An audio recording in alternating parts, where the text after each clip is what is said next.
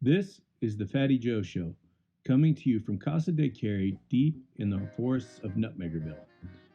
This show is dedicated to exploring pathways to better health from a holistic perspective. In each episode, we will explore such topics as nutrition, mental and emotional health, fitness, and more. I'm Yogi, your host, and I became interested in studying health after conventional health dogma became damaging and led me to become massively overweight.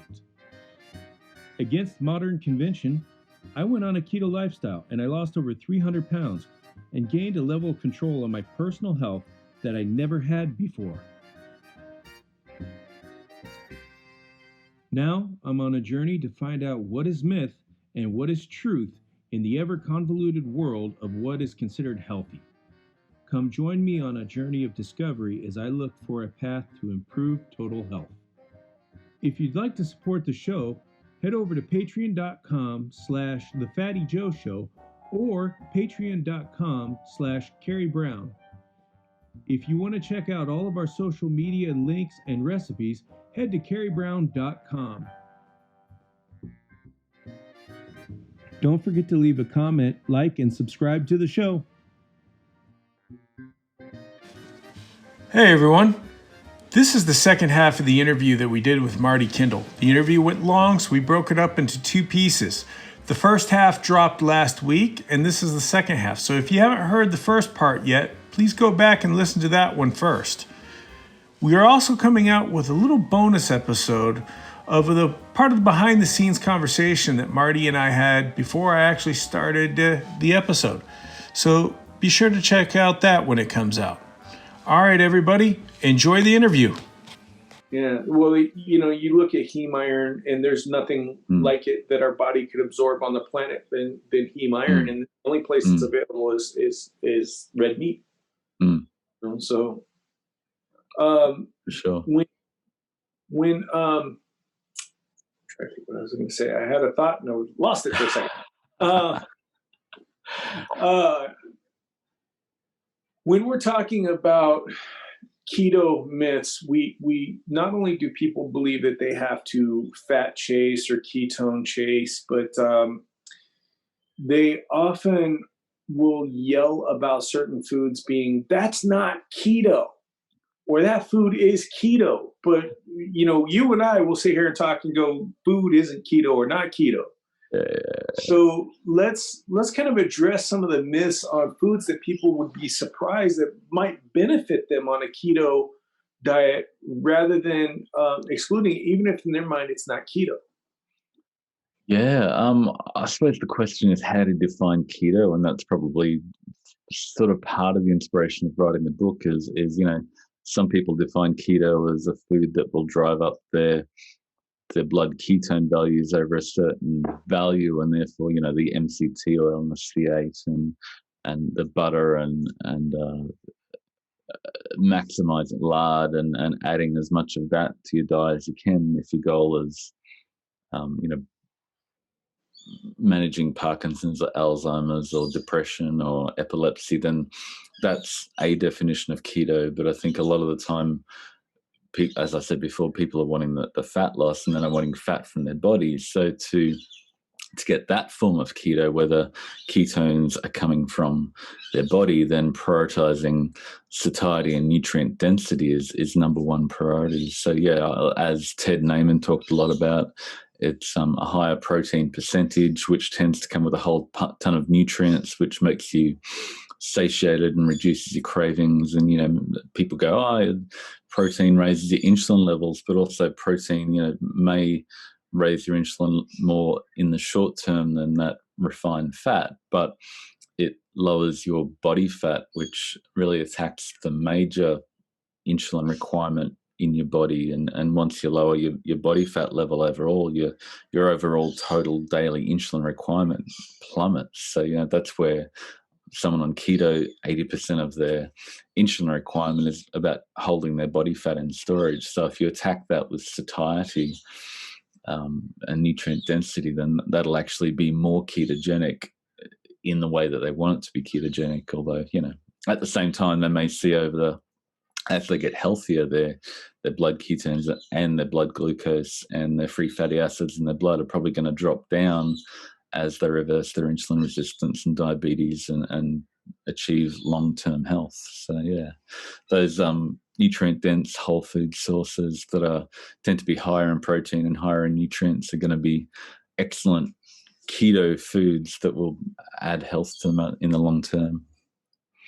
I'm a big fan of using food as medicine, much as possible. So there's things that I've incorporated in my diet periodically that freak a lot of dogmatic keto people out.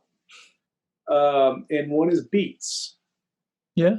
I did a lot of years of that low-fat diet, and my fat diet ability suffered from it. Right. And I had, issues with bile production and things like that. So one of the things I incorporated to get able to process the fats I was eating was beets. I would do beets, like shaved beets into my salad, or whenever possible, fermented, some sort of form of fermented beets, like beet kvass drink, which is a lot like a kombucha, or, naturally fermented pickled beets, because then the carbs are reduced. Yeah, wow. And the nutrients are more bioavailable. But what it would do is loosen up that bile flow and make things flow easier. So I would do the beets and then I'd wait a little while. Then I would have like maybe some apple cider vinegar to up the acid in my stomach. Then I would have a meal. Otherwise, I would, if I could get it a decent type of digestive enzyme supplements or something like that, just till I got into play. But when I explained that to people and what I did who were real hardcore keto, they couldn't get past what I was explaining to them. It was just, that's not keto. And so it's kind of hard to talk to people when they just get that click in their head. It almost politicized or religious view of the dietary standards. So yeah, it's funny. I was just thinking, like the potato can be the most satiating food that's been tested, and if you only had potato to eat, then it'd be really, really hard to eat a massive amount of potato if there was no fat and no salt added to it. And you probably get a lot of ketones coming from your body as you lost weight. So, how do you define keto? And there's so many definitions of keto. And I think people need to go, well, is that keto? What version of keto do you want? And what are you actually trying to achieve and why? And let's look past that keto label and to understand what are we trying to do in our body and why, and therefore which tool do we use in our tool belt to achieve that? I think it would be better if people looked at keto as a metabolic state and not as a diet. Yeah. So it might help people understand the process more, as long as I'm able to put myself in this metabolic state. Because, even a person who's doing, let's say, endurance sports, they may be more carb tolerant and actually have some benefits to incorporating some carbs when it comes to recovery and things like that, and be able to still maintain ketosis, eating a higher amount of carbs, even though those carbs are not considered keto. So that kind of comes to mind. There was a guy that was a long distance runner, and Zach Bitter? Zach Bitter? No, I listened to Zach quite a bit on his podcast with Sean Baker, but this was actually a different guy. And I've heard Zach talk about it all, but I'm thinking about this guy because he was the first guy I heard about it, and he was from Africa. And he was a long distance, like Zach Bitter does, like extreme marathons and things like that. But one of the things he was talking about is he got introduced to the keto diet by Tim Noakes. But he would do a carbohydrate refeed after some of his long runs to allow the body to relax. But he tested his insulin after he would do the refeed, and he might have an initial spike after the meal, but then he would go right back into ketosis. Yeah, totally. And so I think it depends on your output, what you're doing. I think the more sedentary you are, it seems to me, the more sedentary you are, the more toxic carbohydrates become. Yeah. And you've got, if you look at it from a personal fat threshold point of view, your body fat stores become full, and then they sort of overflow back into your bloodstream. So not only do you have um, excess free fatty acids and ketones in your bloodstream, you sort of, the glucose can't be absorbed as well. So once you sort of empty the sponge of your body fat, then it can just absorb all the energy that from your diet, and it's not just overflowing into your blood and your liver and your pancreas and your brain and your heart and everything. So yeah, it's sort of, if you're actually within your personal fat threshold, metabolically healthy, however you want to define it, insulin sensitive, then you're you can tolerate that a little bit more carbohydrate. But yeah, you don't have to, just because Zach Bitter eats carbohydrates, you don't have to load up with carbohydrates thinking you're going to be like Zach if you're not running the 100-mile runs. Yeah, I think it just is a variance of what you're doing in your life is going to have a huge effect. Like me sitting on my butt in the truck, I'm obviously, carbs are not going to be doing very well for me. Yeah. But you wrote the book on keto. So what is one of the, like, if you could pick one right off the top of your head of a myth that kind of maybe is either on the top of your mind or something that is really triggering you lately, one that's like maybe bugging you hear a lot, what would come to the top of your list? Wow. I think people need to understand what ketones mean and whether they're coming from your body or your diet, and which one you actually want, and understand that over the longer term, as you get metabolically healthy, your body doesn't overflow those ketones into your blood. So to continue to chase ketones as an end goal, I think is misguided. And there's people can get tripped up and believe they just continue to eat fat to satiety, which is something that I fell for and believed for a long time. And fat isn't the most satiating macronutrient. It's protein combined with nutrient density. So that's something I'd love people in the keto world to understand, is if their goal is to lose body fat, then prioritizing high protein percentage that comes with nutrient dense whole foods is going to get them where they actually want to get, rather than just getting high ketones for no particular reason. Now, if I'm that annoying kid at the back of the class raising his hand in keto class, and I'm going to yell out, "What about gluconeogenesis?" Yeah. That's a pretty annoying kid. So yeah, complex topic, but in people who are metabolically healthy, then eating protein keeps their blood sugar stable. And if they're really metabolically healthy, a high protein meal will often drop their blood sugars. But in my wife, who is injecting insulin with a pump all the time, she needs insulin to suppress the glucose being with the glycogen being released from her liver, as well as metabolizing the protein at the same time. So you need all these things to actually happen, and over the longer term, the higher protein percentage leads to the satiety, which enables your body fat to be reduced, which enables your overall daily insulin requirement to drop. So she did this experiment with me with the first nutritional optimization masterclass, and we just prioritized these high protein, nutrient dense, high satiety meals that we designed, and she lost like 12% of her body weight in the 6 weeks, and did really well. And even in the leaderboard, she got really competitive, and her daily insulin dose across the day went from like 35 to like 12 units per day. So if you're looking at insulin, blood sugars, don't fear protein, and understand that if you're not injecting insulin, then your body's not going to produce more insulin than it needs to hold back the energy that's coming in through your mouth. So, insulin doesn't drive fat storage. Fat storage drives more insulin. So I think that's something that people currently don't seem to see, that I hope they do. When I read a book a little ways back when I was on the truck, and it was called The Secret Life of Fat by Sylvia Tara. Okay. And she talked quite a bit about how fat works as an organ in your body. And that it very similar to cancer, the way cancer operates, a fat cell really works to live, and it'll produce enzymes to create arterial growth into the lipid cell, and then it'll also, as it expands, it stimulates that insulin production so that it can stay fed and grow.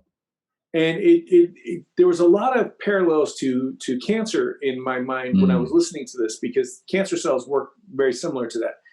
But one of the things that she talked about was the fact that on gluconeogenesis, your body really doesn't want to break down that much protein. It wants to use the protein. It's a Lego that it wants to build everything. And so the concept of your body suddenly producing a bunch of sugar out of the protein you consume seems to be, unless something's not working properly in your body, it seems to be something it's a little far-fetched. So one of the things too that people will harp on, and we often hear this from not necessarily the keto people, but you'll hear about it from the people who are anti-keto, like the vegans and the vegetarians and stuff, is you're going to destroy your kidneys with all that protein. So, I've heard Ted talk about it. There's no bodybuilders that are on kidney dialysis because they've eaten too much protein, and really protein, it's like resistance training for your kidneys. But if you look at the estimated gluconeogenesis filtration rate, the EGFR, which is the test that's based on how much creatinine you've got in your blood, which is really if you're eating more meat, which has got creatine in it, or we're actually taking creatine supplements, which are really beneficial for a whole bunch of things, it's sort of no wonder that your estimated gluconeogenesis filtration rate, which is a measure of your kidney, people take as a measure of your kidney function, it's going to be higher because you've got more muscle mass, you've got more creatine in your system. And there's a really good study by Stuart Phillips, meta-analysis, looking at all these, does reducing protein improve your kidney health? And no, it doesn't improve kidney health. And, unless you're on stage 4 or 5 renal dialysis, then you probably don't need to worry about excess protein harming your kidneys. And most people are on kidney dialysis because they've got really elevated blood sugars, which comes with elevated obesity, et cetera, et cetera. So that prioritizing protein is going to help you reduce your blood sugars and improve your insulin sensitivity, and not get to that point where you need the kidney dialysis. So I suppose if you already have a kidney problem, then too much protein may cause some issues because you can't filter things out. But talk to your nephrologist, and if you don't have a nephrologist or don't know what nephrologist means, then you probably don't have an issue. But it seems to be the more damage to your kidneys is done from things like fructose and these sugar isolates that are common in a lot of the foods that we buy, including savory foods at the market. A lot of them are still loaded with sugar. And it'll be sugar under a different name. It might be corn this or, but the fatty liver disease and things like that we're seeing an uptick in, especially in young kids, is due to the high consumption of fruit juice and the high consumption of sodas and things like that, rather than, because if you look at the diets at schools of the kids that are getting fatty liver disease, there's not a lot of protein there.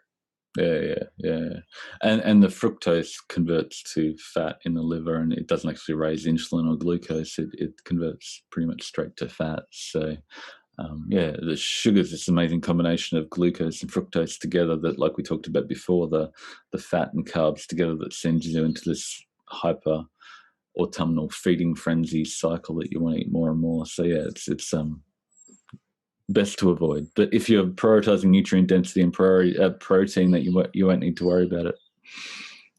Now, one of the other things that people often want to incorporate on a keto diet because, and there's a hotly debated right now between some people that say like, you can do this, or some people say you can't do this because it's going to raise your insulin. It's going to make you, and this is non-caloric sweeteners, especially ones that are drinkable and like diet sodas and things like that.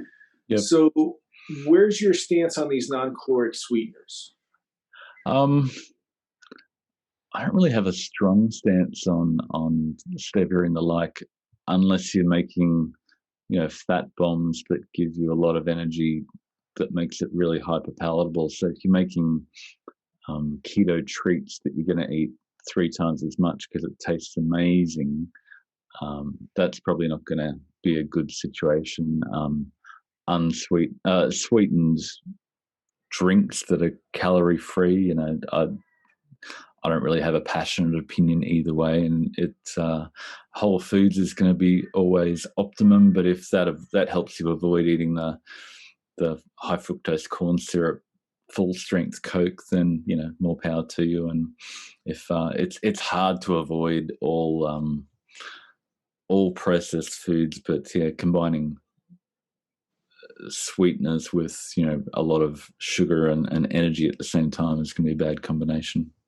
I think that's another kind of overused term is processed foods, because we've been processing foods for how long? For sure. We're getting better and better and better at it, though.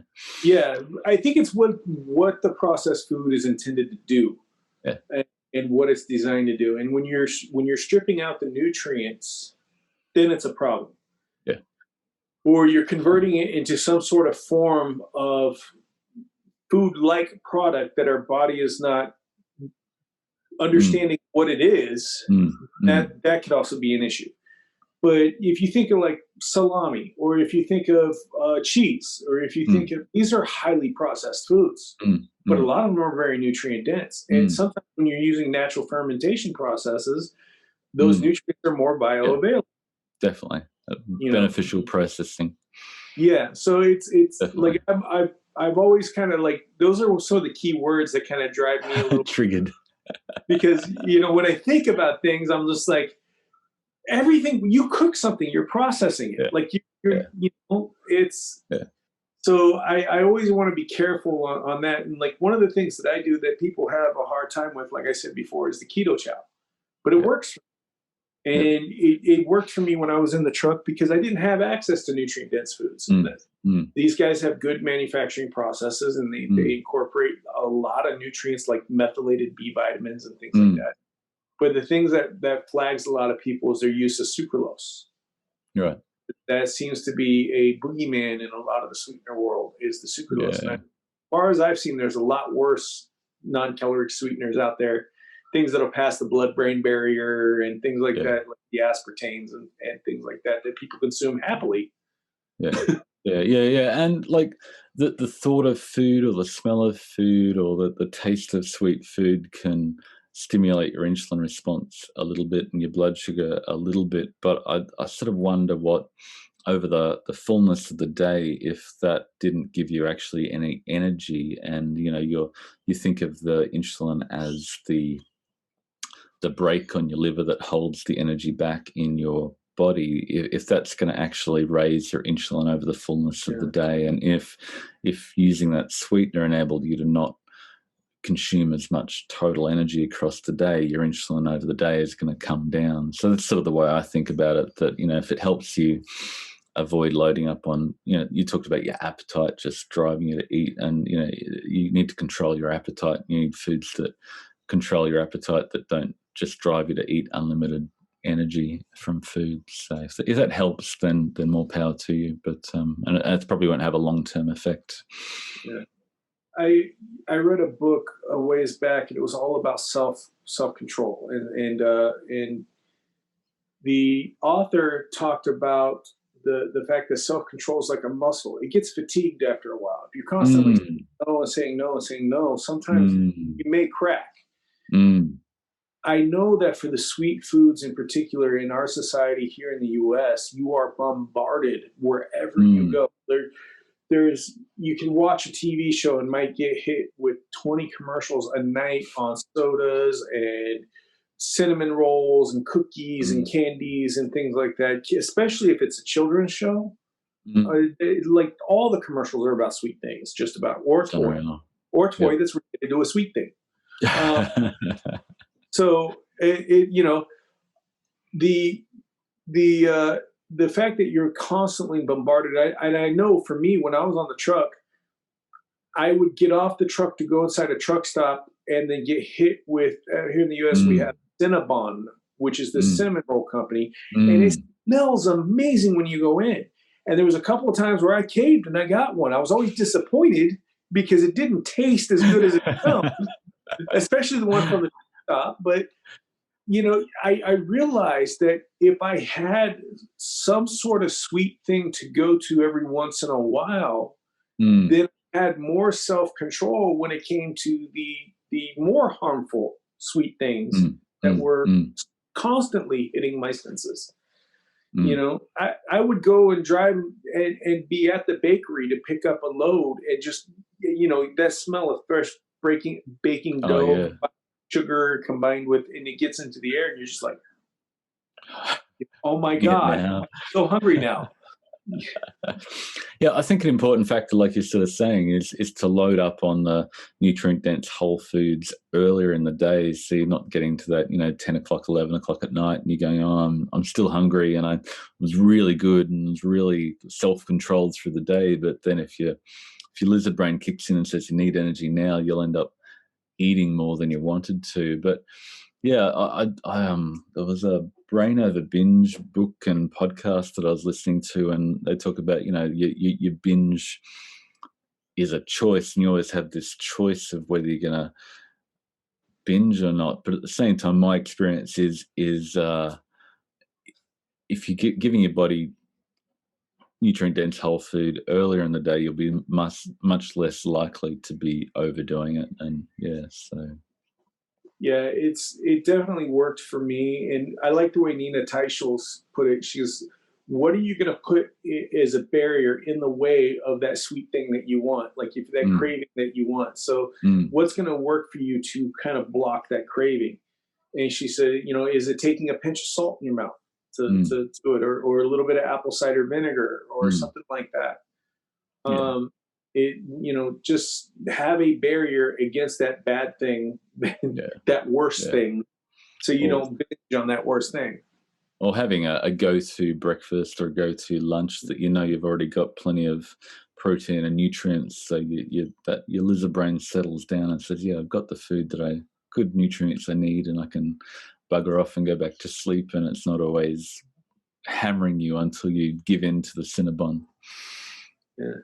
That's a good point that you bring up too, and you've talked about it on I've seen you make posts about it on the group of front loading your protein for the day. Yeah, breakfast. Yeah, and that seems to be another hotly contested thing amongst the keto world, the dietary world, is when you eat.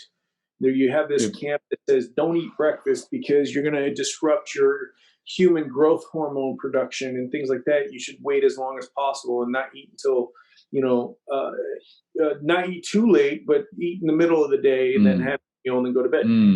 There's another group that says eat during the day and then you go the rest of the day without eating, So, and you talked about front loading the protein specifically to combat cravings, to prevent binges throughout the day. So can you definitely talk a little bit about that front loading, and then maybe give us an example of what your breakfast might look like? Yeah, I don't I don't think you necessarily need to have breakfast, and but that first meal of the day, like you said, it's good to eat when the sun's up. It's good not to eat later at night, because you tend to be more insulin resistant and everything goes to storage, and your blood sugars tend to go through the roof if you eat a big meal later at night. But typically, like, I find it works for me just to get off to work, and when it comes to 11, 12 o'clock, I'll have a fish and salad that I can eat that provides plenty of nutrients that I get into the neighbors cranked up the weed blower. Sorry about that, but you froze for a yeah. second. So trying to. You there? Yeah. Can you hear me? Well, yeah. Let me just close the window. Wait up. Okay.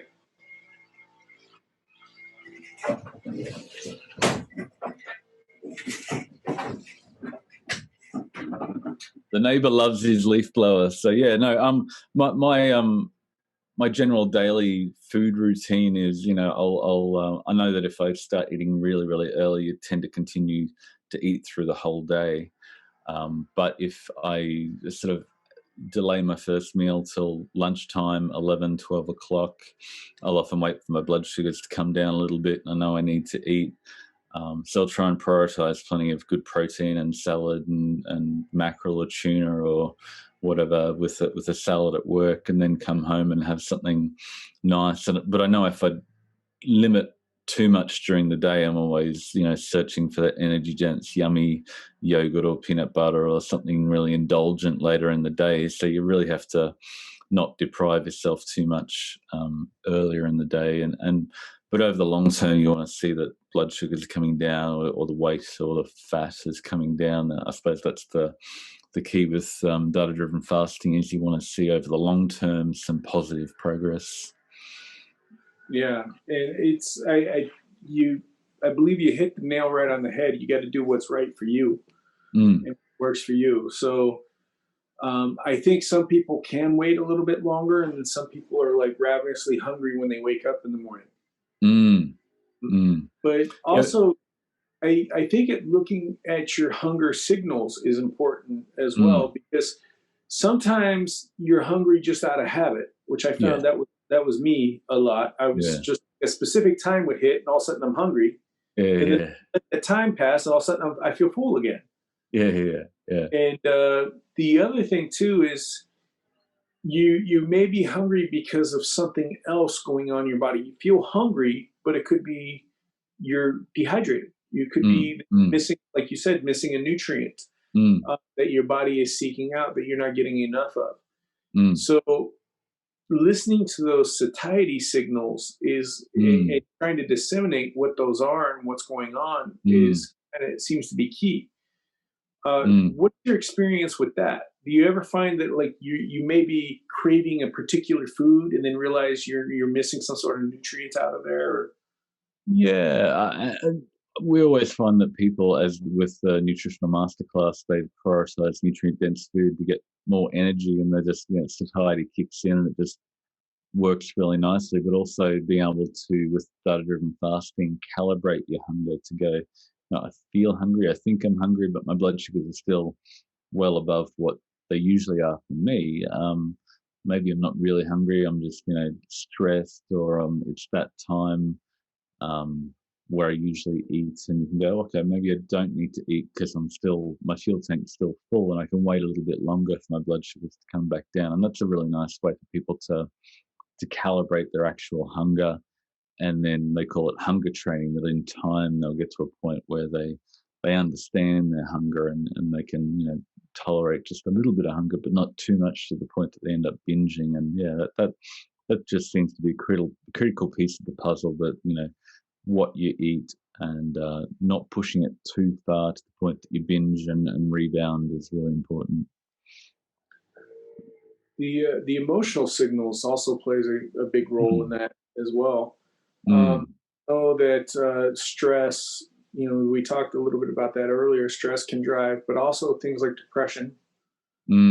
Like when your body's not feeling great, you may get a hunger signal that's not a real hunger signal, because your body is craving some sort of comfort. It's craving that hormonal release for from the adrenals that makes you feel comfortable.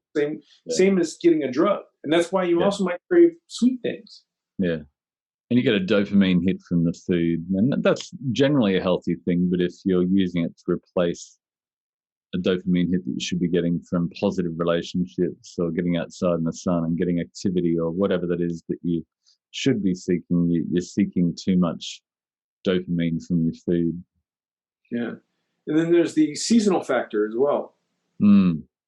especially those of us who live, in areas further away from the equator. Mm.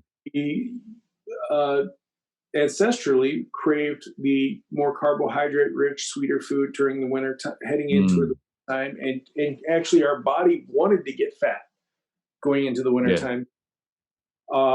Our body's like a doomsday prepper, and the fat storage is all their cans of Spam up on the shelf, and so they were worried that during the winter we weren't getting enough food.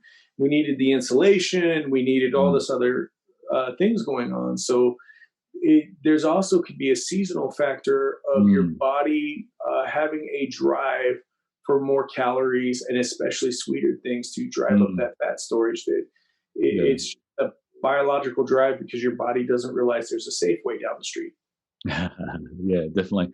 And like I sort of mentioned before, that combination of fat and carbs together is really uncommon in nature, other than in autumn. But obviously, whether by understanding circannual rhythms, or just this is what sells to most food manufacturers, have worked out that those fat and carbs, low protein, is really hyper palatable and hyper profitable as well, and it helps you not be able to stop eating. But if you how much cod or tuna or spinach and steak are you going to eat?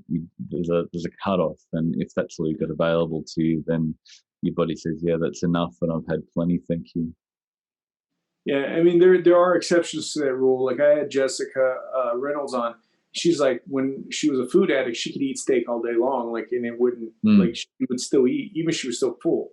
So that's Yeah, a wow. logical factor, though it's not necessarily that was playing into the feeling of the eating and not so much Mm. the actual satiety factors. Mm. The way she was feeling, and like you said, getting that dopamine hit, as she Mm. was eating. So and for me personally, like, there's a place in Amarillo, Texas, and they do a 72-ounce steak. Wow. Ate it easily. So, like, I have to watch myself because I can just, Yeah. keep going. But that's my satiety signals that are all jacked up, and for Mm. various reasons, and part of it could be emotional, being lonely on the truck, Mm. being, that eating, Mm. that craving is answering that dopamine signal and Mm. makes you keep doing it. So you're going past your Mm. satiety point and you're just trying to get Mm. that drug signal. So Mm. um, when we're talking about different types of food to help, and different types of nutrients that people need to make things function right, the satiety and things like Yep. that. What are some nutrients that are really commonly deficient in most of our societies and most of our people that might drive these hunger responses? Yeah, omega-3, B3. If people are cutting up processed foods, sodium has a really, really strong satiety response, and that's why we crave it and we want to eat enough of it. But magnesium, potassium have also got a really strong satiety factor, that if you're getting enough of those from your foods, your appetite sort of shuts down. But if you try to get it, you can supplement those things a little bit, but if you supplement them too much, they go straight through, and so does everything else. And you're on the toilet forever, and you don't, sometimes when I play with I've got an optimized electrolyte mix, and you go, "Oh, this is really good. I'll have more of it," and then you get this dry taste in your mouth, and you go into the toilet a lot, and it's just like your body says, "No, no, no, too much. I can't take this in a supplemental form." That's just, so I always think, oh yeah, real food, whole food is going to be optimal way to get it. Nice. Yeah, I do the mineral supplements quite a bit, and yeah, it can be dangerous to find your balance and your tolerance Yeah. level, especially Yes. magnesium. So, Yeah. Totally. but there's a lot of nutrients that I can think of that many people are deficient, that actually could affect their hunger. And one of them I'm thinking of, especially, it seems to be especially in the keto diet or in diet in general, is Mm. not talked about a lot, is iodine. And when I was Yeah, that's interesting. we're seeing one of the things that we're seeing an uptick in conditions of people all over the world is thyroid conditions. And you also test those same people with thyroid conditions, and 90% of the time they are extremely low in iodine. And it Yeah, it's doesn't interesting. it doesn't take a lot of iodine to be beneficial, but it takes a good quality kind. And a lot of the iodine sources we have in the stores, like the main one that's across the U.S. is in other places I've been to around the world, iodized salt. But once you open that package of iodized salt, the iodine decays, and it's no longer efficacious to do it. And so I do know that seafood is also very rich in iodine. Yep. And people that are in coastal areas that eat a lot of seafood, Definitely. they generally don't have a lot of these thyroid issues. So that seems to be one nutrient that, a lot of people talk about magnesium, a lot of people talk about iron or protein, but not a lot of people seem to talk a lot about the iodine. Yeah. And it seems to be an issue. Yeah. And it depends on the soil it's grown in. Like you said, if it's inland soil that doesn't naturally contain a lot of iodine, has been the same crops have been grown over and over again. And you see in China, the iodine deficiencies from people further away from the sea versus the people that live near the sea and get a lot of fresh seafood. And yeah, iodine's interesting because it's not actually tracked in the USDA food database, because it's just so variable that it is an essential nutrient, but it's not actually tracked in food. So it's hard to quantify. But if you're getting adequate seafood in your diet, then you've probably got a better chance of getting enough iodine. But if you're eating processed refined grains and sugars and the normal Western diet, that's just that combination of starches, oils, and sugars, coloured and flavoured, then you're probably going to risk that low iodine as well. And if your iodine is low and your thyroid's jacked up, it's going to jack with your hunger signals and your fat storage system.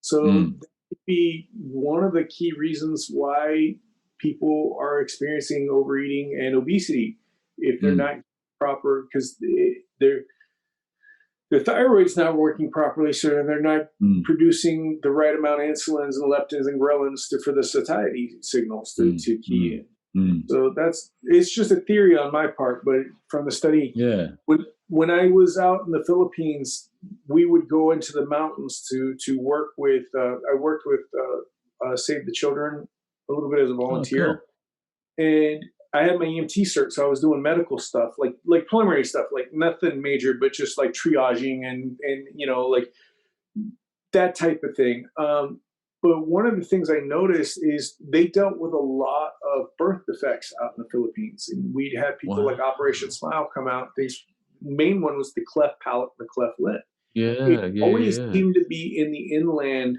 areas that we saw. And I talked to somebody, and they're like, well, it's because the parents are so iodine deficient that it's causing birth defects, it's causing hormonal issues and things like that. It was one of the doctors that told me that, and that's why I thought about it. And it also seemed like they had higher crime in the inland areas as well. If your hormones are jacked up, your self-control is jacked up too. So and so many things that, like, there's studies on where they gave prisoner inmates B vitamins and their recidivism plummeted down, and lots of beneficial things that you're going to get even better from eating nutrient dense whole food. Yeah, and the preference is always nutrient dense whole foods as much as you can get it. I'm a big fan of sustainability in the fact of not just environmental standards, but also your finances and what's available to you. You have to make sometimes you can't make the best choice, but you got to make the better choice for you, what's available in your area, in your environment. So to seek out some of these more nutrient dense foods, but with our modern food society, there's a lot of these nutrient dense foods available in things like canned seafood. That you get, and it still has a high amount of nutrients. One of the things I got on my truck a lot was canned cod livers. Oh, wow. and they taste just Cool. like tuna, but they're very creamy in texture. So if you smash Oh, them up and make wow. a tuna salad with them, You you wouldn't know know, the difference. Yeah. yeah, it's just, it's a little bit of a creamy texture I'm used to eating weird things. So like I'm Yeah, like, oh, yeah, cool, you give me a cricket, I'm in. Let's go. yeah. Like, I ate a Well, I lot of can't say I enjoyed cricket. Anyway, yeah, cricket I powder. ate a lot of balut when I was in the Philippines. So it's like I've eaten all kinds of weird stuff in my life. So my tolerance level is different from a lot of other people. But the cod livers, though, people will freak out when they see the can. Ooh, cod, because liver, But how do you explain to them? It tastes like tuna. You just mix it in. It's you're good to go. Um, but things like that, the availability factor, especially, I don't know how it is in Australia, but you Mm, may have a similar issue with especially indigenous communities and things like that. But the availability factor of these more nutrient dense foods can be an issue in a lot of yeah, communities. So it could be, the issue could be budget or it could be availability. And I was wondering if maybe off the top of your head you could think of some foods that may be available in more areas that are more nutrient dense that wouldn't cost a lot of money and people might have more access to. yeah. Definitely the canned seafood is really good. I eat a lot of that. It's not dirt cheap, but often, like you mentioned before, the offal or the slow cooker, sort of maybe the tougher cuts of meat that you can put in the slow cooker that are still nutritious. Yeah, and go to the local market and meet your veggie gardener and try to get some good cheap bulk veggies and take them home. So there's a few ideas, but they don't. I've got a post I'll share with you on looking at cost-effective, nutrient-dense foods. You can go through that. So yeah, Nice. I definitely. Send me the link to it and I will post it in the show notes so our Yeah, listeners can. that'd be great. Yeah, there's a whole list of different nutrients versus cost that I did because somebody said, "Oh, yeah, this is good if you can afford it," but yeah, it doesn't have to be an expensive way to eat. I always think of this too because I was at the store one time when I was first starting out keto, and there was a lady trying to help another lady being keto, and she's loading in all the bulletproof products, all the primal products into this lady's cart, and the lady's like, "I can't afford all Can't this." afford this. Yeah, and she's like, "But you need it. You need and it, if you can't afford it, it's not going to be effective for you." It's We've not going to be we sustainable. Yeah, we've gone on for a little while, so I'm gonna go ahead and close things out. And I like to. I'll probably end up having to break this episode into two parts. Uh, Too many questions. well, no, I could talk to you for a while, man, because I'm excited because I learn a lot of stuff as I go too. Cheers. So, but my first question I always ask, as far as these short answer, real quick questions, my first question I always ask: what are three foods you think everybody should avoid? Yeah, I think I've mentioned them a few times, but anything that's a combination of the refined seed oils, starches, and sugars, especially if they've got the colors and flavorings on top. So a lot of things that you pick up the packet with a barcode and it's got ingredients with some sort of combination of all of those foods, you should put it down, and it's probably not going to be. It's going to be engineered to make you eat more of it without giving you the nutrients you need. So.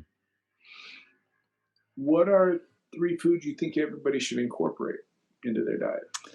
Yeah, I think just as a group, the animal, seafood, and non-starchy veggies are a great way to do it, and that'll get most of what you want from what most people call keto. There you go. Who are five of your health heroes? Yeah, Rob Wolf has been a big hero that has been a great influence. Ted Naiman, who you had on the other day, who was amazing. Dr. Bernstein, who's been big in type 1 diabetes. And I just thought of a few, people who have been part of my community, Sue Davies and Camilla Caton from New Zealand, who have just, smashed the whole nutrient density and just seen massive transformations in their life and have become really good friends. And, Camilla went from, I think she was 150 kilos and now she's down at 85 and now smashing it in strength woman competitions and like about to get weight loss surgery to like lock it in to take off all the extra bonus skin. And Sue's like 72 and sharp as, and she went from really big to really small and healthy and gaining muscle. And yeah, so it's just an inspiration to see these people implement these theories and just have such great transformations and become friends. So I love that. Nice. What is one big health myth that you wish you could just get rid of overnight? Oh, so many. Yeah. I think a better understanding of insulin and how to optimize insulin by prioritizing satiety and nutrient density rather than avoiding protein and prioritizing more fat, I think, which is potentially less nutritious. So that's one of the ones that come to mind. And what is something, if you could change in the one thing in the medical industry overnight, what would that be? I'd love to see just nutrients become central to health and the first port of call when people need to improve their health. I'd love to see them go, what does your body need and how can we nourish it and grow it and revitalize it before we start drugging it and operating on it. And they may be required down the road if you can't get what you need from food and health and lifestyle. But I think there's so much more we can get out of, lifestyle interventions with what we eat and how we're active that we're not leveraging yet. And we can save a lot of people without spending a lot of money. It seems like the least invasive procedure would be a lifestyle change, food, than jumping in meds, right? Totally. And but the whole medical system is so driven by the money that goes around for all these treatments. And so it's going to be hard to unwind. So yeah, people like you getting the word out there to people to change their health before they need that intervention, I think is critical. Now, if some people want to follow you, if they want to join your groups, they be part of your data collection, how do they find you? Yeah, we've got Optimizing Nutrition, so there's a blog there. They can Google Data-Driven Fasting. We've got a Facebook group and a manual that you can download and start with your baselining spreadsheet. And also nutrientoptimizer.com. You can work out what foods and meals will better suit you, and if you're going to track for a couple of days, you can track your food and say, hey, this is what I'm eating, what do I need to eat more of to get the nutrients I need to thrive and achieve my goals, whether they be mental health and Parkinson's and Alzheimer's, epilepsy or whatever, or weight loss or athletic goals or bulking or whatever that is, so we can help dial that in to suit your goals. Nice.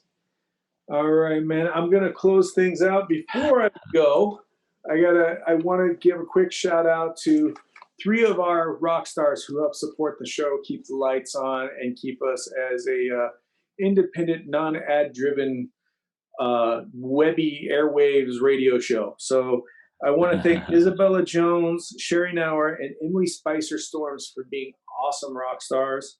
And I want to thank Helen Hopkins for her comments on the show.